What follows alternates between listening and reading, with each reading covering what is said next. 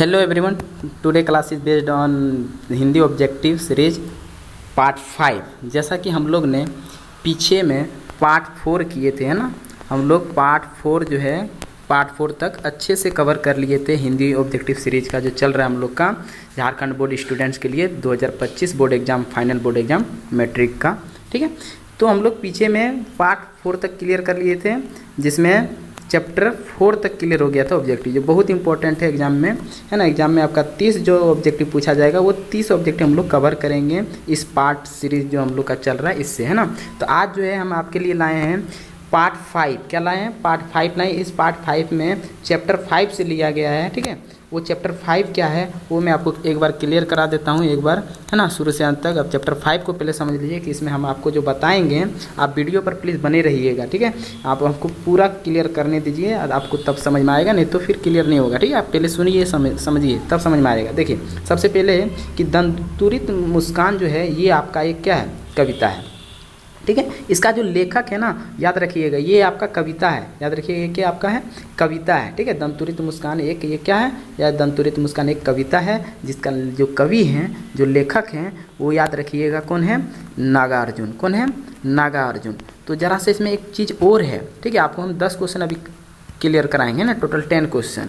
तो देखिए 10 क्वेश्चन कैसे कवर कराएंगे। तो ये जो नागार्जुन है, लेखक है ना, इसका एक और कविता है, ठीक है। एक कविता तो आपका दंतुरित मुस्कान हो गया, जो बच्चे पर बेस्ड है। ये जो कहानी है किस पर है? एक बच्चा पर, है ना, उसी के मुस्कान पर। अब आगे नागार्जुन का ये जो लेखक के कवि हैं, इनका एक और कविता है जिनका नाम क्या है, फसल। क्या नाम है?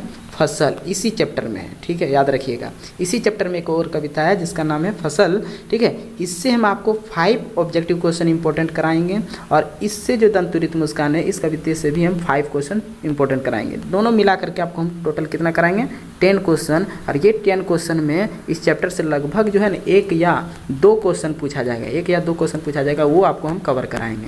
तो यहाँ तक आपको बात क्लियर हो गई होगी। तो प्लीज़ आप शुरू से लेकर के अंत तक आप बने रहिएगा इस वीडियो पर, स्किप नहीं कीजिएगा, पूरा क्लियर हो जाएगा। विश्वास रखिए, आपको बोर्ड एग्जाम में हम अच्छे से अच्छे अंक दिलाएंगे। आप जितना हम कर रहे हैं ना, जितना आपको हम बता रहे हैं, उतना आप सिर्फ आप करते जाइएगा, 100% आपको अच्छे अंक मिलेंगे। और ये जो क्वेश्चन बता रहे हैं, ये तो कुछ ना कुछ इससे लड़ेंगे ही लड़ेंगे 100%। और उसके साथ आप अगर चैनल पर बने रहेंगे ना, मेरे चैनल पर अगर बने रहेंगे, तो जब बोर्ड एग्जाम आपका होगा ना, तो उस टाइम आपको हम पूरा का पूरा कवर करा देंगे।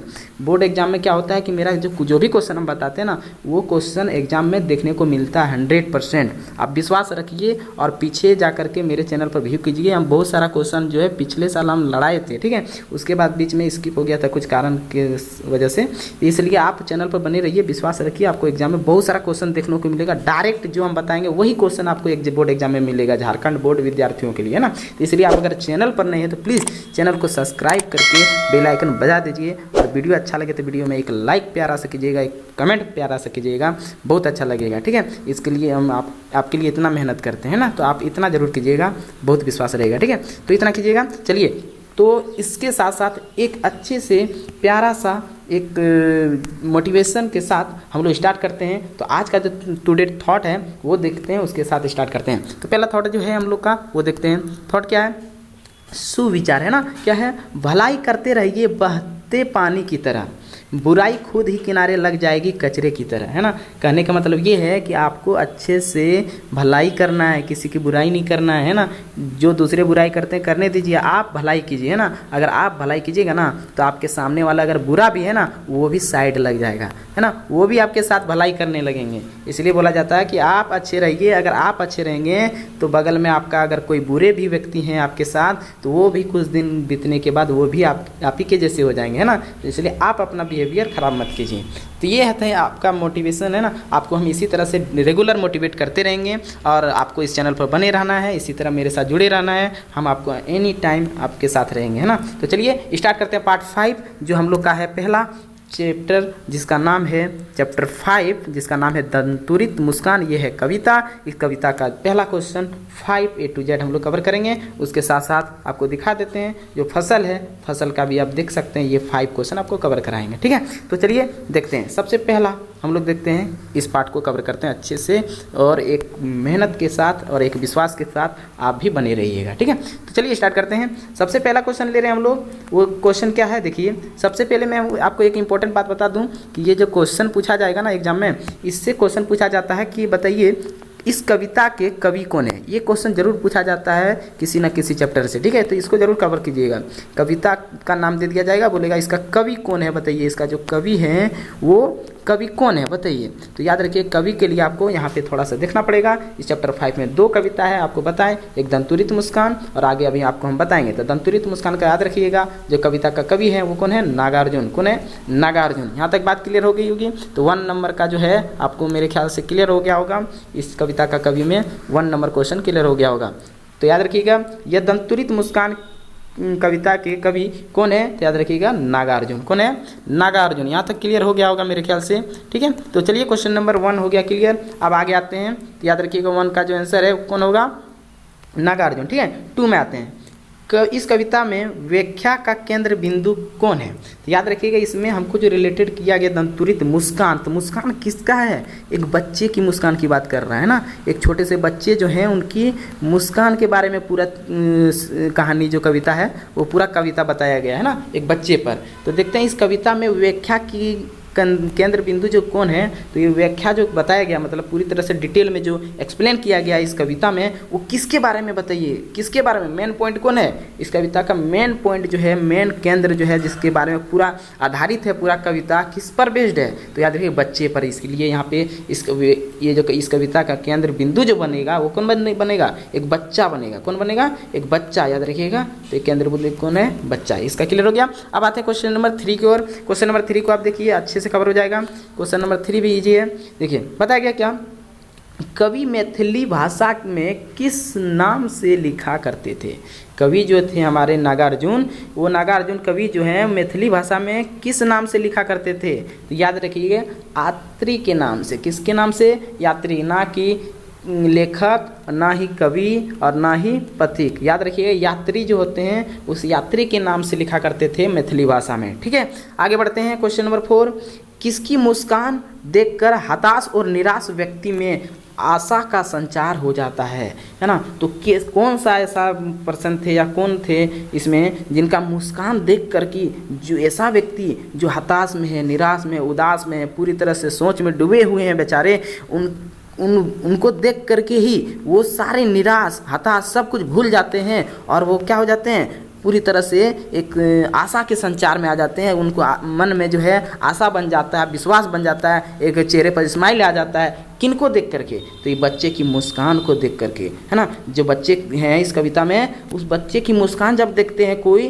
तो एक निराश व्यक्ति भी, जो एक पूरी तरह से टूटे हुए व्यक्ति भी क्या हो जाते हैं, अपने बल पर खड़े हो जाते हैं ना। एक उसके अंदर भी एनर्जी आ जाती है, ताकत आ जाती है। इस बच्चे का मुस्कान ऐसा है जो हम मृत शरीर में भी जान डाल देती है ना, ऐसा इसका मुस्कान है। ना होगा युवक का मुस्कान, ना ही युवती की मुस्कान, ना ही माँ की मुस्कान, ठीक है।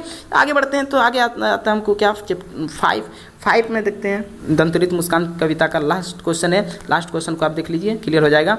देखिए, मृत में भी डाल देगी जान का क्या अर्थ है। मतलब मृत शरीर है उसमें भी जान डाल देगी, इसका अर्थ क्या है। इसका अर्थ है ये मरे हुए को जिंदा कर देना, नहीं जी, मरे हुए को जिंदा नहीं करना। हारे हुए को जिता देना, नहीं, इसका भी नहीं हुआ। हताश और निराश व्यक्ति में खुशी ला देना, या जो अभी जस्ट बताएं इस 4 नंबर में, है ना, जो हताश और निराश व्यक्ति हैं उनमें खुशी, एक स्माइल, एक एनर्जी ला देना, यही होगा। ग नंबर आंसर होगा ना। घ नंबर माँ बाप का काम आसान कर देना, नहीं, ये नहीं होगा। तो बात समझ में आ गई होगी। तो इसी टाइप के क्वेश्चन जो है, इसी रिलेटेड क्वेश्चन जो है आपसे एग्जाम में पूछे जाएंगे, इसलिए आप चिंता मत कीजिए, है ना। आपको पूरा चैनल पर बने रहना है मेरे साथ, आपको हम अच्छे से अच्छे अंक दिलाएंगे। विश्वास रखिए, आपको एग्जाम में बहुत सारा क्वेश्चन देखने को मिलेगा जितना हम करा रहे हैं आपको, है ना। इसलिए ये सीरीज जरूर कीजिए, कीजिएगा, ये सीरीज कीजिएगा ना, तो सीरीज करने से आपका पूरा का पूरा जो है ना 30 में 30 मार्क्स आपको मिलेगा। आप विश्वास रखिए, पूरा का पूरा कवर हो जाएगा, इसमें कोई कटौती नहीं होगा, आप विश्वास रखिए मेरे पे, ठीक है। तो ये 5 क्वेश्चन कर लीजिएगा, है ना। नागार्जुन का ये जो पहला कविता है क्या है, दंतुरित मुस्कान, इसमें 5 क्वेश्चन जो है बहुत इंपॉर्टेंट है। इस 5 क्वेश्चन को अच्छे से कर लीजिएगा, जिसमें एक क्वेश्चन ना एक क्वेश्चन लड़ने का चांस बहुत ज़्यादा है, ठीक है। आगे बढ़ते हैं, अगला देखते हैं नागार्जुन का दूसरा कविता। वो दूसरा कविता कौन सा है, दूसरा कविता है फसल। याद रखिएगा दूसरा कविता कौन है, फसल है। दूसरा कविता जो नागार्जुन का है वो कौन है, फसल है। और इसका कविता जो है, लेखक जो कवि है, ये कविता है, याद रखिए। फसल जो है ये क्या है, कविता है। तो याद इसी चैप्टर का, ठीक है, चैप्टर 5 का ही है, ठीक है, चैप्टर 5 का ही है। तो इसका भी कवि कौन है, याद रखिएगा। इसका भी कवि जो है, इसका कवि वही है, नागार्जुन, ठीक है। इसका भी कवि कौन है, नागार्जुन है, याद रखिएगा, नागार्जुन। यहाँ तक क्लियर हो गया। चलिए क्वेश्चन की ओर बढ़ते हैं, क्वेश्चन को क्लियर करते हैं हम लोग अच्छे से। ये 5 क्वेश्चन बहुत इंपॉर्टेंट है, इसको भी देखिए अच्छे से, बारीकी से समझ में आ जाएगा, ठीक है। तो देखिए जो पहला क्वेश्चन हम लोग स्टार्ट करते हैं, पहला क्वेश्चन कवर करते हैं। तो पहला क्वेश्चन हमको दिखता है क्या, फसल कविता के कवि कौन है। ये जो फसल कविता है, फसल कविता के कवि कौन है, तो याद रखिए नागार्जुन।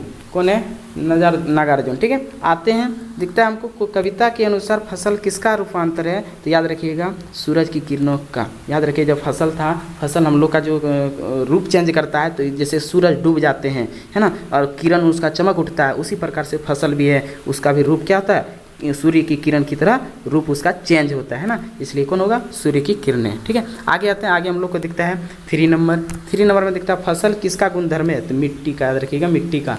जिस प्रकार से फसल जो है मिट्टी जैसे हम लोग को मिलते हैं, अच्छा मिट्टी, काला मिट्टी मिलते हैं तो क्या हो जाता है, काला अगर मिट्टी मिलते हैं तो अच्छा फसल होता है, लाल मिट्टी मिलते हैं तो अच्छा नहीं होता फसल, है ना। तो उसी प्रकार से मिट्टी पर डिपेंड करता है, इसलिए मिट्टी का गुण पर डिपेंड करता है। अगर मिट्टी अच्छा गुण का है तो फसल भी अच्छा होते हैं, है ना। इसलिए बोला जाता है कि खेती वहीं पे होती है जहाँ मिट्टी अच्छी होती है, इसलिए मिट्टी का होगा, है ना। तो फसल किसका गुणधर्म है, मिट्टी का गुणधर्म है, ठीक है। आगे बढ़ते हैं, आगे में फसल किससे सीधा संबंध किसका रहता है, जो फसल होते हैं उसका फसल से सीधा संबंध किसका रहता है, तो किसान का। ये तो आपको पता होगा, किसान ही फसल उपजाऊ करते हैं ना, तो सीधा संबंध किसका होगा, ना ही व्यापारी का, ना ही खरीदारी का, ना ही सरकार का, है ना। जो सरकार खरीदार हैं, व्यापारी हैं, किसी का नहीं, किसका होगा, किसान का। अब आगे आते हैं, आगे देखते हैं, आगे हमको दिखता है 5 नंबर में लास्ट क्वेश्चन है। लास्ट क्वेश्चन देखिए, फसल किसका सिमटा हुआ संकोच है, किसान के हाथों का, व्यापारी के हाथों का, जमींदारों के हाथों का, हवा की थिरकन का। तो याद रखिए घ नंबर, हवा के थिरकन का। जो हवा है उसके जिस तरह हवा क्या होते हैं, लहराते हैं, है ना। जिस तरह हवा लहराती हैं उसी प्रकार से फसल क्या होते हैं, लहराते हैं, है ना। जैसे जैसे हवा लहराते हैं उसी तरह फसल भी लहराते हैं। वही बता रहा है कि हवा पर क्या होता है, सिमटा हुआ संकोच है, कौन, फसल, ठीक है। फसल जो है हवा की थिरकन जैसे सिमटा हुआ संकोच है, जैसे जैसे हवा चलती है उसी तरह फसल भी क्या होते हैं, लहराते हैं। और ज़रूरी है एक फसल के लिए, याद रखिएगा, मैं आपको यहाँ तक क्लियर कर देता हूँ, ठीक है। आप यहाँ देखिएगा ज़रा सा, जो फसल है एक फसल के लिए क्या होता है, सूर्य की किरणें भी इम्पोर्टेंट होती है, और हवा की थिरकन भी इम्पोर्टेंट होती है, और मिट्टी भी इम्पोर्टेंट होती है। याद रखिए हवा, याद रखिएगा सूर्य की किरणें, है ना, सूर्य की किरणें, ठीक है, और साथ साथ में मिट्टी, ठीक है। ये तीनों जो है ना एक फसल के लिए बहुत इंपॉर्टेंट होते हैं, याद रखिएगा, ठीक है। तो ये था आपका पूरा आज का पूरा प्रोसेस, इतना फाइनल क्वेश्चन। आप अगर वीडियो अच्छा लगा प्लीज़ वीडियो में एक कमेंट लाइक जरूर कीजिएगा, और नेक्स्ट पार्ट के लिए, पार्ट 5 हो गया क्लियर, पार्ट 6 के लिए आप कमेंट कीजिएगा, उसके लिए मैं आपको रिप्लाई ज़रूर दूंगा, और उसका जल्द ही आने वाला है पार्ट 6, ठीक है। तो आज के लिए इतना ही। जय हिंद, जय भारत, थैंक यू।